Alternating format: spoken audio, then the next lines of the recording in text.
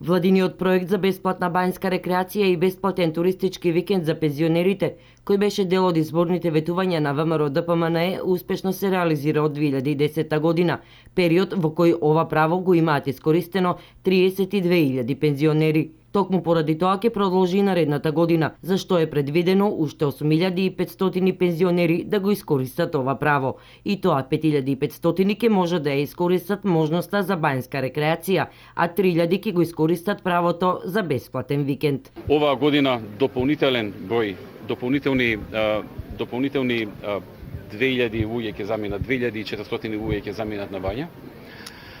А веќе следната година проектот ќе продолжи и нови 5.500 пензионери ќе одат на бања во 2016 година, затоа што проектот е многу добро прифатен. Пензионерите испраќаат пораки дека се многу задоволни. Што се однесува до Штип, во првиот дел од оваа 2015 година 190 пензионери го добија правото за користење на бањско-климатска рекреација или бесплатен туристички викенд. Во вториот дел на годината, односно веќе од овој месец, од апликантите кои аплицирале во текот на февруари годинава, 20 штипски пензионери ќе може да го користат овој проект како дополнителна возможност за бањско-климатска рекреација или туристички викенд.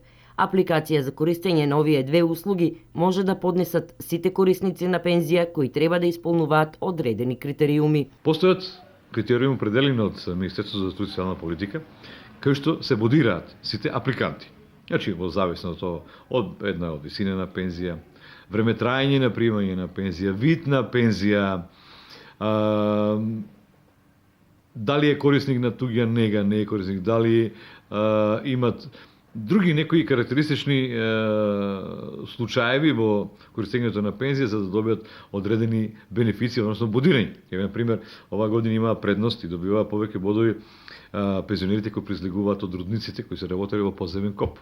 Аплицирањето за користењето на бањско-рекреативни услуги и туристички викенд во текот на наредната година ќе биде повторно во февруари, кога повторно ќе биде објаснет правилникот за користење на услугите, односно бодирањето како се доаѓа на одредено место на листата на корисници. Здравков истакна дека нема да може да аплицираат само оние кои од 2010 година наваму веќе го искористиле правото на овие услуги кои ги нуди владата преку Министерството за труд и социјална политика. За реализирање на овој проект, кој е од огромно значење за пензионерите и се реализира преку Министерството за труд и социјална политика, а за чие аплицирање документи се поднесуваат во подружниците на ПИОМ, владата има обезбедено 780.000 евра.